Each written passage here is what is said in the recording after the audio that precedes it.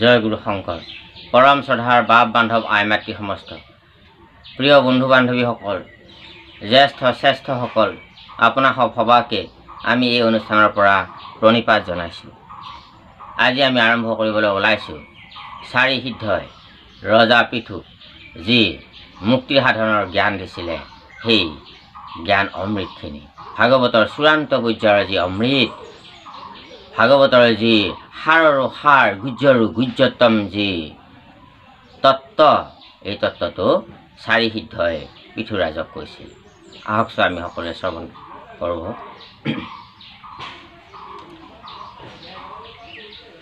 কৃষ্ণ শংকৰ গুৰু হৰি ৰাম ৰাম ৰাম ৰাম। কৃষ্ণ শংকৰ গুৰু হৰি ৰাম ৰাম ৰাম।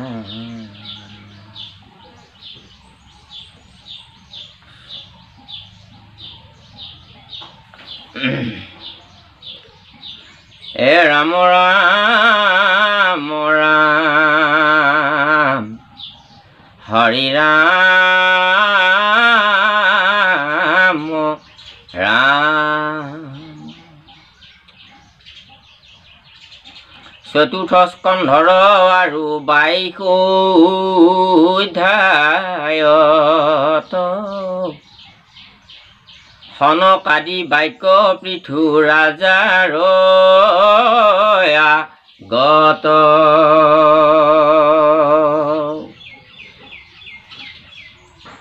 ৰাজা প্ৰশ্ন কৰি প্ৰশংসাগত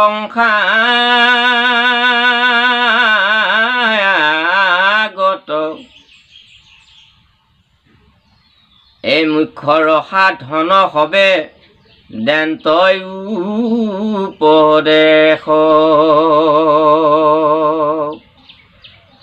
মহাভাগৱত চতুৰ্থ স্কন্ধত 22 অধ্যায়ত সনক আদি চাৰি সিদ্ধ মুনিয়ে মহাৰাজ পৃথু ৰজাৰ আগত এই জীৱৰ যি মুখ্যৰ সাধন তাৰ উপদেশ দিছিলে, আৰু ৰাজাই প্ৰশ্ন কৰিছিলে যে কেনেকৈ মানুহৰ মুখ্য সাধন হয়। মুখ্য সাধন মানে হ'ল আপুনি ধৰ্ম, অৰ্থ, কাম, মুখ্য সমস্তই মানুহৰ যি সিদ্ধি হোৱাৰ ব্যৱস্থা। অৰ্থাৎ ধৰ্ম আপুনি পালে গুৰুৰ পৰা, সাধু সংগৰ পৰা, শাস্ত্ৰৰ পৰা ধৰ্ম কথা আপুনি শিকি ল'লে, ধৰ্ম আচৰণ কৰিলে, ধৰ্ম আচৰণ কৰি আপুনি ধৰ্মাত্মা হৈ গ'ল। তাৰপিছত ভগৱন্তৰ লগত সংযোগ হ'ল, পৰিচয় হ'ল, গুৰুৰ লগত পৰিচয় হ'ল, আত্মা পৰিচয় হৈ গ'ল। বিশ্বখনেই বিশ্বৰূপ, যে বিশ্বখনেই ভগৱানৰ এই ৰূপ, সকলোতে আত্মা আছে, এই জ্ঞান হৈ গ'ল। তাৰপিছত ধৰ্ম, এইটো অৰ্থ, আপোনাৰ যি কামনা বাসনা আছিলে, অৰ্থৰ কাৰণে যি অভাৱ অনাটন আছিলে, সমস্তবিলাকেই ভগৱানে পূৰণ কৰি দিব যিমান আপুনি বাঞ্ছা কৰে মনেৰে। কাম, যিমান কামনা আছে মানে সমস্তই আপোনাৰ সিদ্ধি হৈ যাব। আৰু মুখ্য মানে হ'ল মুক্তি। আপুনি এই জনম মৰণ তাপৰ পৰা, এই সদায় অহা যোৱা এটা দেহ এৰি আন এটা দেহ আমি লওঁ, তাৰ পৰা যদি মুক্তি বিচাৰি আমি চিৰন্তন য'ত নেকি অজন্মা, য'ত জন্ম গ্ৰহণ কৰিব নালাগে, সদায় চিৰ যৌৱন হৈ থাকে, পৰম শান্তি ধাম বৈকুণ্ঠ নেতালৈকে আপুনি জীৱ যাব। সেইটো হ'ল মুক্তি। য'ত জীৱক এবাৰ গ'লে আৰু পুনৰ ঘূৰি আহিব নালাগে। এই পৃথিৱীখন হ'ল মৃত্যুভূমি। মানুহ জীৱ আহিলে ইয়াত মৰে, জনম মৰণ কেৱল ভুগি থাকে। এই জনম হয়, আকৌ দেহ লয়, আন এটা দেহ লয়, আকৌ জনম লয়, আকৌ দেহটো আকৌ বৃদ্ধ হৈ দেহটো পুৰণা হৈ আকৌ সেই দেহটো এৰি আত্মাই আকৌ নতুন দেহ লয়। গীতাত কৈছে, যেন জোকে তিন্ন পাৰিলে এৰয় অপৰ, জীৱৰ দেহাৰ জনা সেই পতন্তৰ। যে এডাল চিনা জোকে এডাল আনডাল বনত ধৰি আগৰ বনডাল এৰি দিছে, আকৌ আনডাল বনত ধৰি আগৰ বনডাল তিনিডাল এৰি দিছে। ঠিক তেনেকৈ আমি এটা দেহা এৰাৰ লগে লগে আন এটা দেহা আমি লাভ কৰোঁ।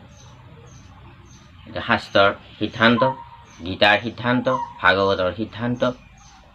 গতিকে এই চতুৰ প্ৰকাৰৰ বস্তু ধৰ্ম, অৰ্থ, কাম, মোক্ষ কেনেকৈ মানুহে জীৱনত লাভ কৰিব পাৰে? আমি এটা স্তৰলৈকে আমি মানুহবিলাকে লাভ কৰোঁ। যেনিবা আমি ধৰ্মও কৰিলোঁ, ধৰ্মৰ জ্ঞান পালোঁ, যেনিবা আমি অৰ্থ বহুত উপাৰ্জন কৰিলোঁ, আমাৰ প্ৰয়োজনেই নাই ইমান অৰ্থ উপাৰ্জন কৰিলোঁ যেনিবা, কিন্তু কামনা মানুহৰ সিদ্ধি হৈ নাযায়, সমস্ত কামনা থাকিয়ে যায়। গতিকে কামনাও কেতিয়া কেনেকৈ পূৰণ হয়? আকৌ তাৰপিছত মুক্তি, যে জীৱ এই সংসাৰত এই দুটা স্তৰলৈকে যায়, 3 নম্বৰ 4 নম্বৰ স্তৰলৈকে জীৱ যাব নোৱাৰে। এইটো হ'ল সাধনা আৰু সংযমৰ আৰু ঈশ্বৰৰ লগত সংযোগ ভক্তি মাৰ্গৰ জৰিয়তে সেই বস্তু পোৱা যায়। গতিকে এই চতুৰ্বৰ্গ সাধন কৰাটো মানুহৰ বাবে অলপ অসাধ্য। গতিকে এই অসাধ্যটো কেনেকৈ চতুৰ্বৰ্গ সাধন কৰিব পৰা যায়? বাসাংসি জীৰ্ণানি যথা বিহায় তথা শৰীৰাণি বিহায় জীৰ্ণান্যানি সংযতি নবানি দেহি। বাসাংসি জীৰ্ণানি যথা বিহায়, যেতিয়া আমাৰ এই বস্ত্ৰ এখন, বাসাংসি মানে বস্ত্ৰ এখন, জীৰ্ণানি যেতিয়া জীৰ্ণ হৈ যায়, পুৰণা হৈ যায়, ফাটি ফুটি যায়, তেতিয়া আমি নৱানি গৃহণাতি নৰুহ পৰাণি, যেন আমি আকৌ নতুন বস্ত্ৰ পৰিধান কৰোঁ। নৱানি গৃহণাতি নৰুহ পৰাণি, মানুহবিলাকে পুৰণাখন সলাই নতুন বস্ত্ৰ পিন্ধি লয়। ঠিক তেনেকুৱাকৈ আমাৰ এই পুৰণা এই আত্মায়ো পুৰণা দেহটো এৰি আকৌ নতুন দেহ লাভ কৰি থাকে, আকৌ পুৰণা দেহ এৰি আকৌ নতুন দেহ লাভ কৰি থাকে, আকৌ পুৰণা দেহ এৰি আকৌ নতুন দেহ লাভ কৰি থাকে বুলি কৈছে। গতিকে ইয়াৰ পৰা কেনেকৈ মানুহ মুক্তি পাব পাৰি? এই 2 প্ৰকাৰলৈকে, ধৰ্ম অৰ্থলৈকে আমি মানুহখিনি যাব পাৰোঁ, জীৱ যাব পাৰে, কিন্তু কামনা সম্পূৰ্ণ নহয় মানুহৰ। এই কামনা সম্পূৰ্ণ কেতিয়া হ'ব, কি পদ্ধতিৰে হয়, কেনেকৈ লাভ কৰিব পাৰি, কামনা পূৰ্ণ কৰিব পাৰি সমস্ত কামনা, আৰু কেনেকৈ জীৱই মুক্তি লাভ কৰিব পাৰি? এই প্ৰশ্ন, মহান প্ৰশ্ন সুধিলে পৃথু ৰজাই। আৰু ৰাজা ক বুলন্ত মাধৱৰ গুণ গণ, পৰম শ্ৰদ্ধায়ে সদা কৰন্ত্ৰ শ্ৰৱণ।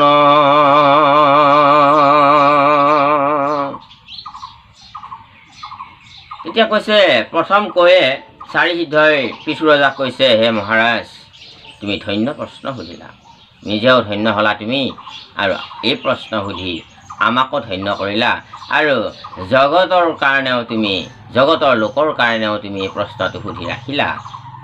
এই প্ৰশ্নৰ উত্তৰত জগতৰ উপকাৰ হ'ব।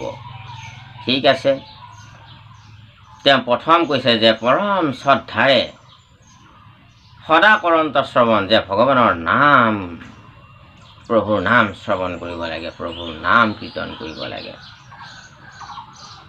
প্ৰভুৰ নাম, ভাগৱত, গীতা, কীৰ্তন ঘোষা, নাম ঘোষা,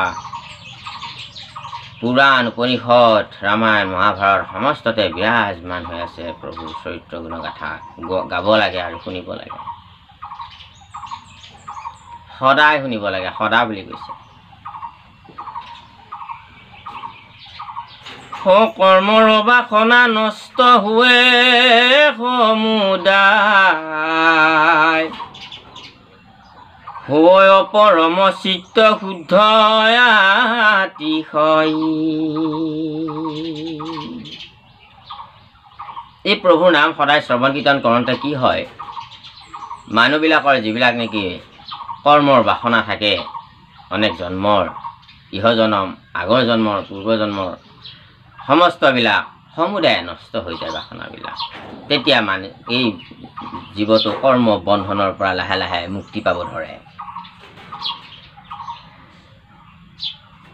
আৰু হৈ পৰম চিত্ত শুদ্ধ আতিশয়, লাহে লাহে লাহে লাহে চিত্তটো, মনটো শুদ্ধ হৈ আহি থাকিব। অৰ্থাৎ আমি যি ভুল ৰাস্তাৰে গতি কৰোঁ, সেই ভুল ৰাস্তাবিলাকৰ পৰা লাহে লাহে লাহে লাহে নিজক সেইজনে বচাই লৈ আহি শুদ্ধ পথলৈ আহি থাকিব। অকণমান নহয়, এটা দুটা, এটা এটাকৈ এৰি এৰি এৰি। মিলন বৈৰাগ্য আদি বিষয় সুখত হুৱে দৃঢ় ৰতি কৃষ্ণ চৰণ পদ্মত। আৰু এই বিষয়খনক আমি সৰ্বসুখ বুলি ভাবি আছোঁ, য'ত নেকি বিষয়খন শাস্ত্ৰত গুৰুসকলে মহাপুৰুষ শ্ৰীমন্ত শংকৰদেৱ গুৰুজনাকে আদি কৰি অনন্ত কণ্ডলী, তেওঁক ৰাম সৰস্বতী বুলিও জনা যায়, মাধৱ কণ্ডলী আদিকে মহান মহান পুৰুষসকলেও যি ভাগৱতত নেকি কলম ঘূৰাবৰ কাৰণে তেখেতসকলে সুবিধা পাইছে, তেখেতসকল পাৰ্গত হৈছে, তেখেতসকল উপযুক্ত হৈছে। গতিকে সেই পুৰুষসকলেও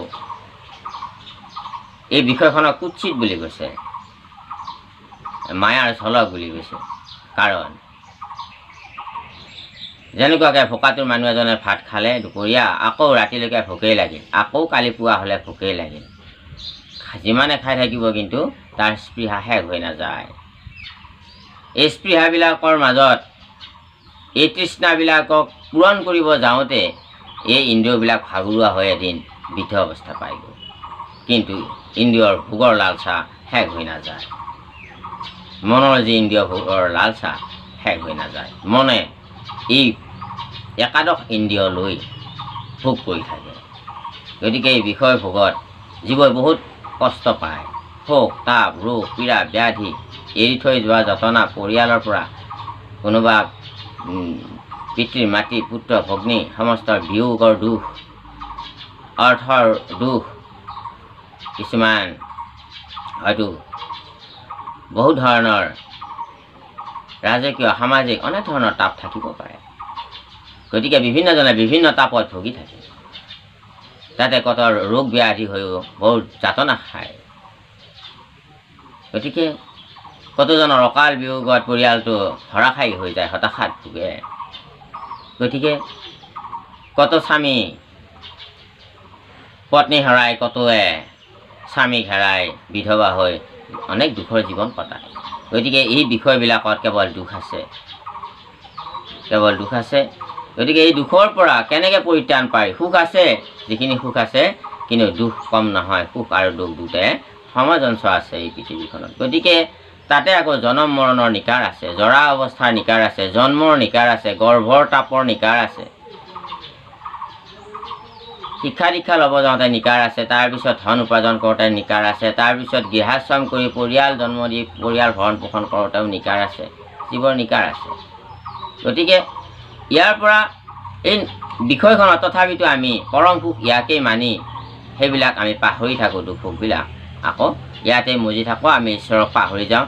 সত্য উপলব্ধি কৰিবৰ কাৰণে আহৰি নাই, সত্যক চিন্তা কৰিবৰ কাৰণে ভাগৱত শ্ৰৱণ কীৰ্তন কৰি অমৃত জ্ঞান লাভ কৰিবৰ কাৰণে আমাৰ আহৰি নাপাওঁ। এনেকৈ কত জীৱন গুচি যায়। সুন্দৰ মনুষ্য জীৱনৰ পৰম মূল্যকণে আমি বুজি নাপালোঁ যেনিবা। গতিকে এই বিষয় বাসনাতে পুৰা ৰত হৈ থাকে, মজি থাকে। গতিকে ইয়াততো তাপ আছে, এই তাপৰ পৰা প্ৰথমতে কৃষ্ণ কথা যিয়ে নেকি শ্ৰৱণ কীৰ্তন কৰে, ভাগৱত গীতা আদি শ্ৰৱণ কীৰ্তন কৰে, শাস্ত্ৰ সাধুসংগত প্ৰভুৰ নাম গুণ লৈ থাকে, সাধুসংগত যায়, তেনেহ'লে প্ৰভুৰ নামৰ গুণৰ শ্ৰৱণ কীৰ্তনৰ জৰিয়তে ব্যক্তিৰ মনত বৈৰাগ্য মিলে সংসাৰখনৰ প্ৰতি বা বিষয়খনৰ প্ৰতি। বিষয়খনত থাকিব, বিষয় বাসনতে থাকিব লাগিব গৃহাশ্ৰমী মানুহ আমি। কিন্তু বিষয় বাসনত থাকিয়ে ইয়াতে ডুবি নাথাকি কৰ্তব্য কৰ্ম বুলি এইকেইটা ঈশ্বৰৰে অৱদান, ঈশ্বৰৰে দান বুলি পৰিয়ালটোকো ঈশ্বৰময় আত্মাময় দৰ্শন কৰি তেওঁলোকৰ লগত তেওঁলোকক সেৱা কৰি, তেওঁলোকক শুশ্ৰূষা কৰি, নিজৰ কৰ্তব্য পালন কৰি আমি প্ৰভুৰ নাম গুণো সদায় লৈ থাকিব লাগিব। প্ৰভুৰ নাম গুণ ল'বৰ কাৰণে বহুত সময় মানুহক নালাগে। সেইকাৰণে গুৰু সেৱা ৰাতিপুৱা আৰু সন্ধিয়া, অন্ততঃ 3 সন্ধ্যা নোৱাৰিলেও, দুপৰীয়া ভাগ নোৱাৰিলেও ৰাতিপুৱা আৰু সন্ধিয়া আমি কৰিব লাগে। নোৱাৰিলেও 1 সন্ধ্যা কৰিব লাগে। সেইখিনি কৰিলেও অকণমান ভাগৱত আপুনি যদি 5টা 7টা 3টা 2টা এটাও শ্লোক চাই দিনত, সেইখিনিও আপোনাক মহান উপকাৰ কৰিব। ঔষধৰ নিচিনাকৈ এজন দুৰাৰোগ্য ৰোগীয়াক যেনে ঔষধ অকণমানে বহুত তেওঁ অকণমান সুস্থ কৰি ৰাখে গোটেই দিনটো। ঠিক তেনেকুৱাকৈ সেই ৰাতিপুৱা লোৱা সেই প্ৰভুৰ নাম গুণখিনিয়ে, সেই গুৰু সেৱাখিনিয়ে আপোনাক কি কৰিব, এটা ঔষধ ৰূপে দিনটো কাম কৰি থাকিব। সদায় সদায় আপোনাক কাম কৰিব। এনেকৈ গৈ গৈ গৈ মানুহজন শুদ্ধ পথলৈ গুচি যাব। মনটো শুদ্ধ হ'বগৈ, মনটো অকপট হ'বগৈ, মনটো হিংসাশূন্য হ'বগৈ, মনটো পৰোপকাৰী হ'ব, মনটো সদায় জীৱৰ প্ৰতি দয়াশীল হ'ব। জীৱৰূপে আত্মা বিৰাজমান আছে বুলি সেই জ্ঞানটো আহি যাব, সেই দৰ্শনটো আহি যাব, ভাৱটো আহি যাব। তেতিয়া জীৱই বেয়া কাম কৰিব, অশুদ্ধ পথত সহজে যাবৰ কাৰণে নোৱাৰে, ডাঙৰ এটা ব্ৰেক হৈ যায়। সেয়ে জীৱই শুদ্ধ পথ ল'ব বাধ্য হৈ যায়। আৰু লাহে লাহে সাধু সন্ত আৰু ভাগৱত, এই শ্ৰৱণ কীৰ্তন, ভাগৱত গীতা আদিত এই সাধুসকলকে, মহান মহান চৰিত্ৰৰ ব্যক্তিসকলক আমি লগ পাওঁ। মহান মহান ত্যাগী পুৰুষসকলক লগ পাওঁ।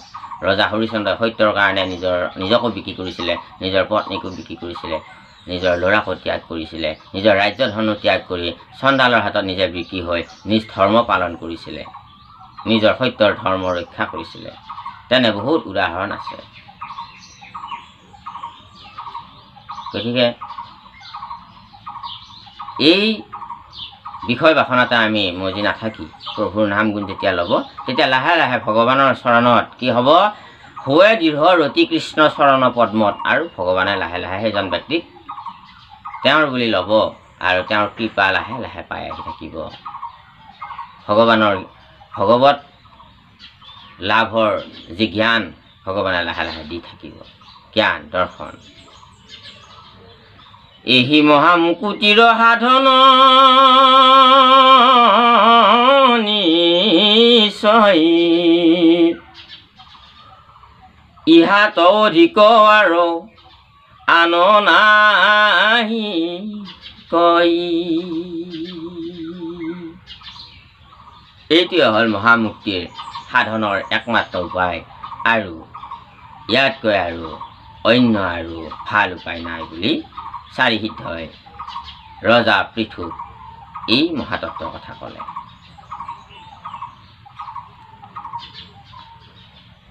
এ হয় শ্ৰৱণ মাত্ৰ উত্তম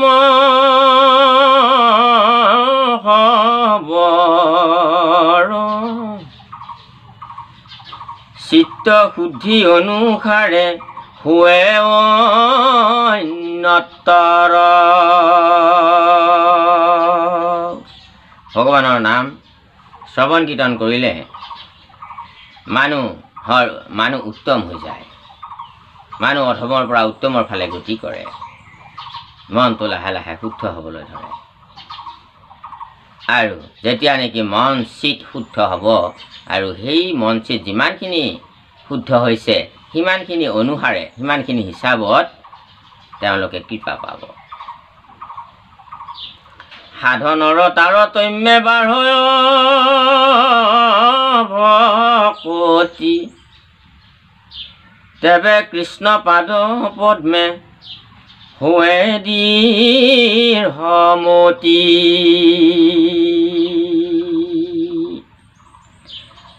সাধনৰ তাৰতম্য, যিয়ে যিমান সাধনা কৰিছে সেইমতে ভকতি বাঢ়িব, সেইমতে ভকতি বাঢ়িব।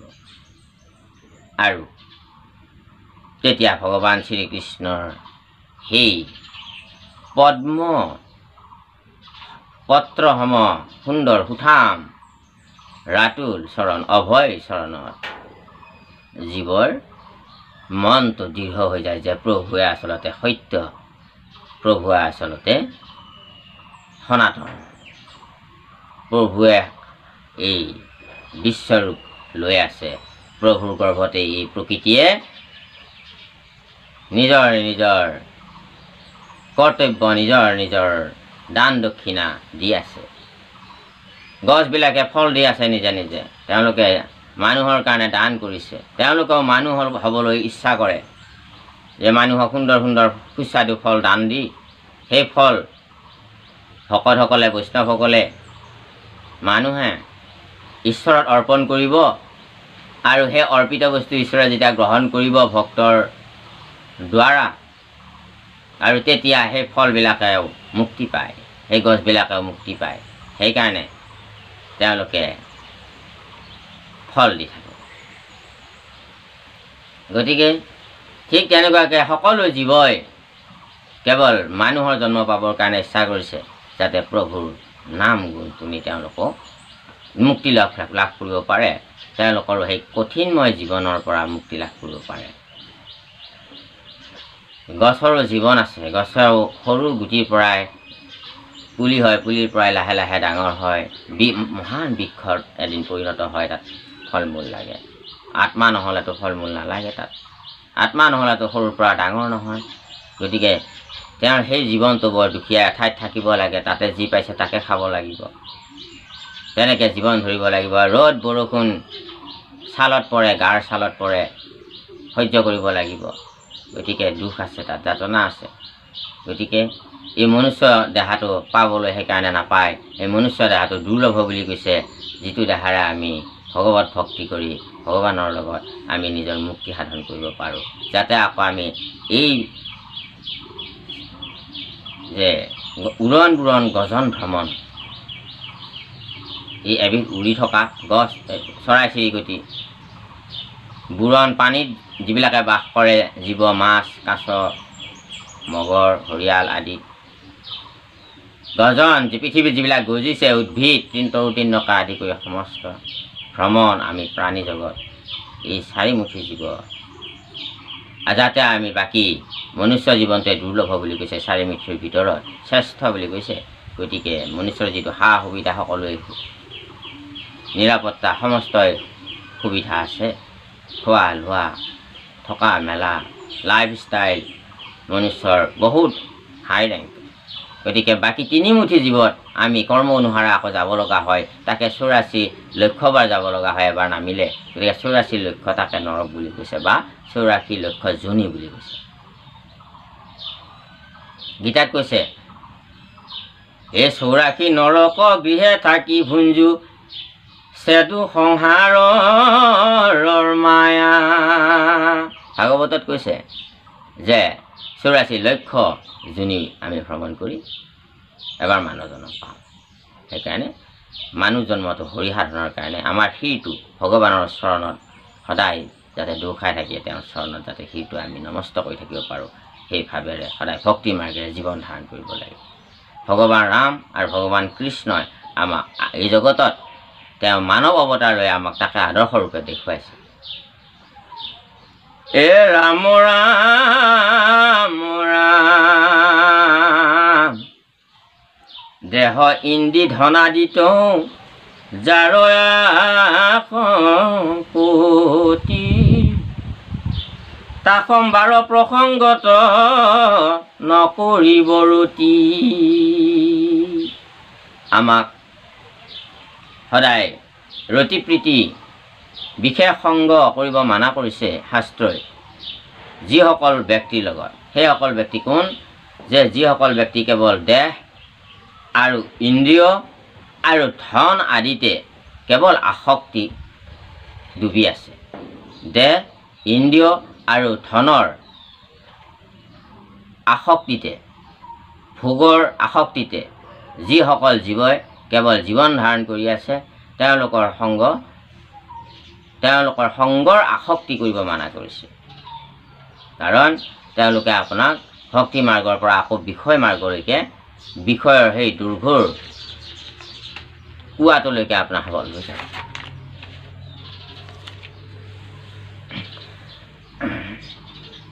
এ ৰাম থাকিব সদায় মাত্ৰ নিৰ্জন থানত, আচৰিব পৰমহংসৰ ধৰ্মযত,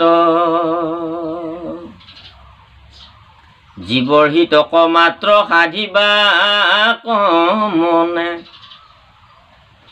নিয়ম সংযম আদি ৰাখিব যতনে।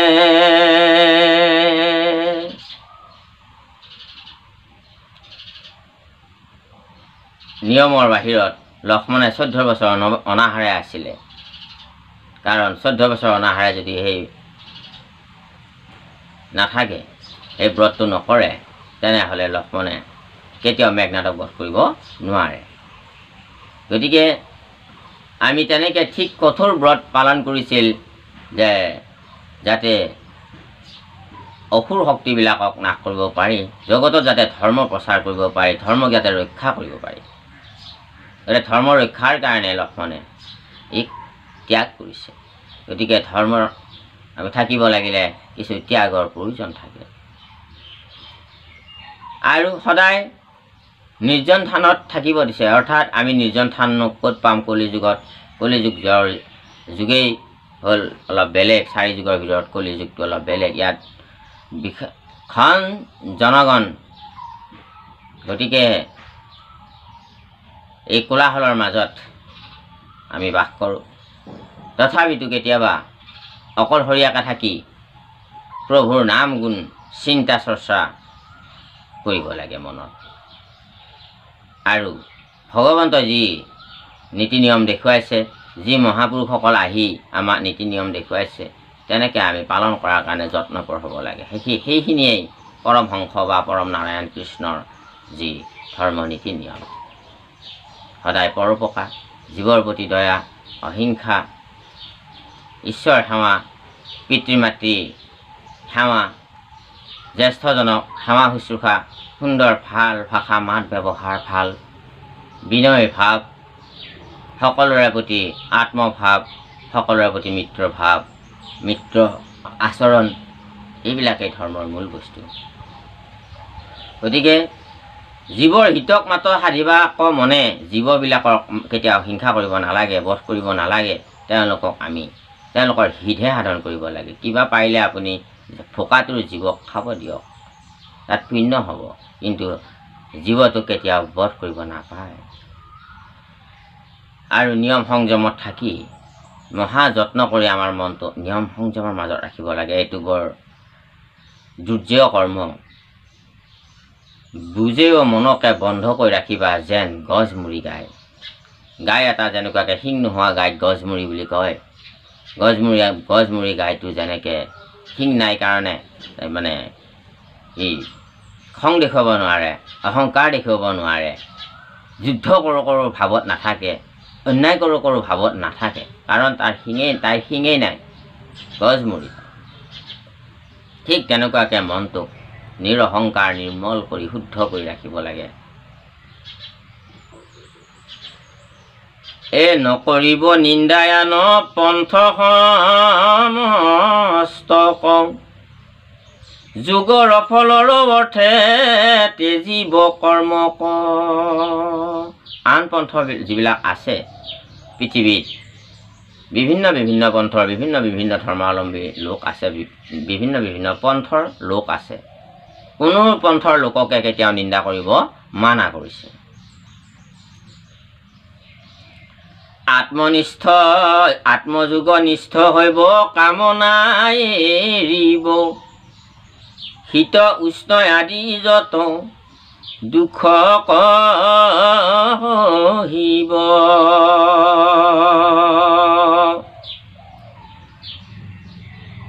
আত্মযোগত নিষ্ঠ হ'ব লাগে যে ভগৱান যিজন মই সন্মুখত পাইছোঁ সেইজনে আত্মা বুলি ভাবিব লাগে, সেইজনে ঈশ্বৰ ভিতৰত আত্মা আছে। কিন্তু আত্মাই শক্তি দি আছে ইন্দ্ৰিয়সকলক, কিন্তু মনটোৱে সদায় ভোগবিলাসত থাকি হিংসা অন্যায় কৰি নিজে নিজে আমি পাপ অৰ্জন কৰি লওঁ, আৰু সেই পাপেই গৈ ভাগ্যৰ লিখন ৰূপে লিখিত হয়। ভগৱানে কাকো ভিন পৰ বাচি সুখ দুখ নিদিয়ে। ভগৱানে কেৱল ব্যক্তিৰ নিজৰ কৰ্মৰ ফলখিনিহে মাত্ৰ ভাগ্যৰূপে লিখে, আৰু সেই ভাল কৰ্মৰ ভাল ফল আৰু বেয়া কৰ্মৰ বেয়া ফল, সুখময় কৰ্মৰ সুখময় ফল আৰু দুখময় কৰ্মৰ দুখময় ফল প্ৰভুৱে সবাকে প্ৰদান কৰে। গতিকে ইজনে সিজনে আত্মাৰ লগত যোগ হৈ ইজন আত্মা ইজন ব্যক্তিয়ে সিজন ব্যক্তিক আত্মা বুলি ভাবি সেই জ্ঞানেৰে চলিব দিছে।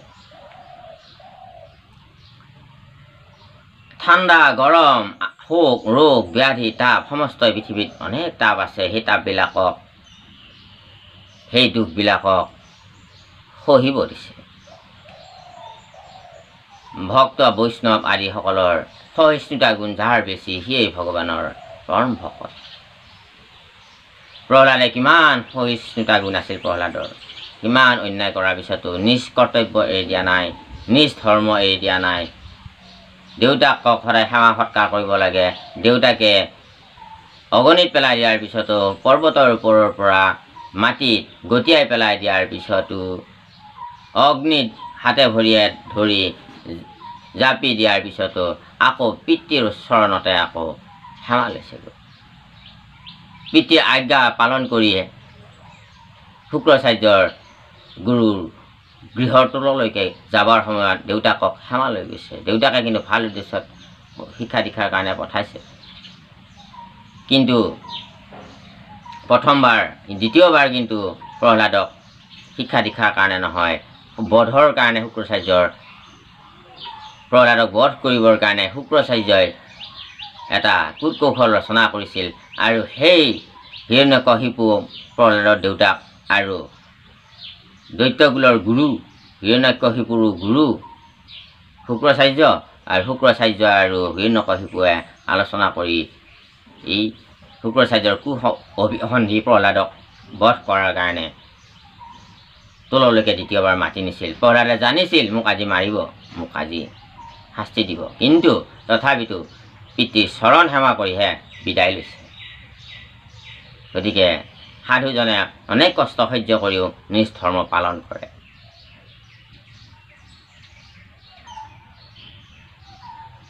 নপাই যেবে হৰি গুণ অমৃত পানক, আচৰিবে তেবে সেই হব সাধনক।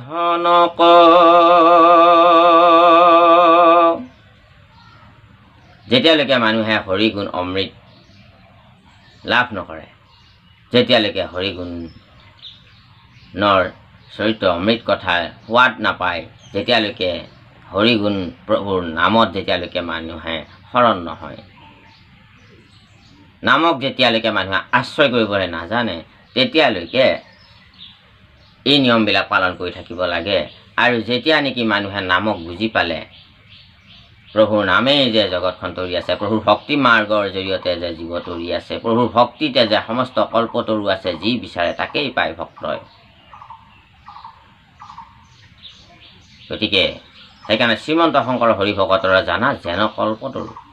মহাপুৰুষ শংকৰদেৱক কল্পতৰু বুলি কৈছে, অৰ্থাৎ তেওঁ যি খোজা তাকেই দিব পাৰে। সাহিত্য, সংস্কৃতি, গীত, মাত, নৃত্য, বাদ্য, সমস্ত দৈবিক বৈকুণ্ঠৰ বস্তু, দেৱলোকৰ বস্তু এই পৃথিৱীতে তেওঁ প্ৰচাৰ কৰিছে। যি খোজে আপুনি তাকেই পাব। শাস্ত্ৰ, ব্যাখ্যা, প্ৰসংগ সমস্তই পাব, নাট, ভাওনা। গতিকে সেইকাৰণে ভগৱানক কেনেকুৱা, ভগৱানক আপুনি জ্ঞান, মুক্তি সমস্তই গুৰুজনৰ ওচৰত আছে। ঠিক তেনেকৈ ভগৱানক কল্পতৰু তেখেত সমস্তই দিব পাৰে, জীৱৰ চতুৰ্বৰ্গ সাধন কৰিব পাৰে তেওঁ। গতিকে সেই ভগৱানৰ নাম যেতিয়া নেকি মানুহে পাই যায়, সেই নাম যেতিয়া মানুহে আচৰণ কৰে, নাম লয় শ্ৰদ্ধা কৰি, পৰম শ্ৰদ্ধাৰে, তেতিয়া নামে সেই ব্যক্তিজনক একো নাজানিলেও, একো নিয়ম নীতি নাজানিলেও, তেওঁ অট'মেটিক নামে তেওঁক সেই নিয়ম নীতিলৈকে লাহে লাহে লাহে লাহে লাহে লাহে লৈ যাবগৈ শুদ্ধ পথলৈকে লৈ যাব। আজি এটা কালি এটাকে, কালি এটাকে বেয়া আচৰণ, বেয়া কথা, বেয়া চিন্তা এইবিলাকৰ পৰা, হিংসা দেশৰ পৰা জীৱটোৰ মনটো লাহেকে শুদ্ধ পথলৈ আহি থাকিবগৈ। নামেই কাম কৰে।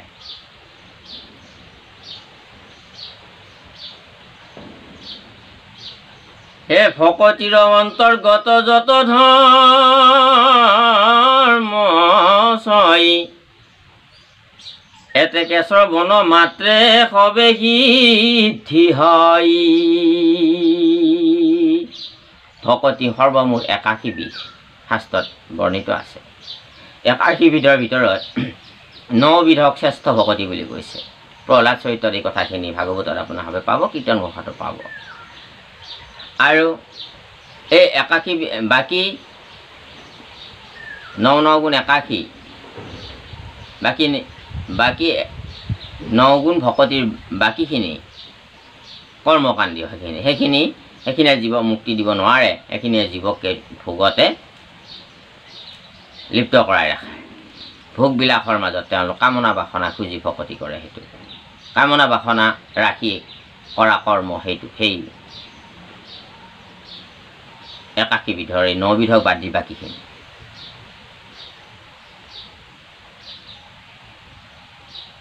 গতিকে এই কামনা বাসনা ভকতিয়ে এই কামনা বাসনা কৰি আমি যি কৰোঁ সেইখিনি কৰ্মকাণ্ড বুলি কয়, কৰ্মকাণ্ডীয় সেইখিনি। আৰু এইখিনি হ'ল নিৰ্গুণ, সেইখিনি হ'ল সগুণ, এইখিনি হ'ল নিৰ্গুণ। সগুণ মানে দন্তীয়া সগৰচুগাৰ গুণ অৰ্থাৎ সগুণ মানে গুণেৰে আবৃত, অৰ্থাৎ গুণময়, তাৰমানে তাত কামনা বাসনা জড়িত আছে। কামনা ৰাখি ইটো লাগে সিটো লাগে সিটো লাগে, বিদ্যাং দেহি ধনং দেহি পুত্ৰং দেহি সুখং দেহি ভাজ্যাং দেহি,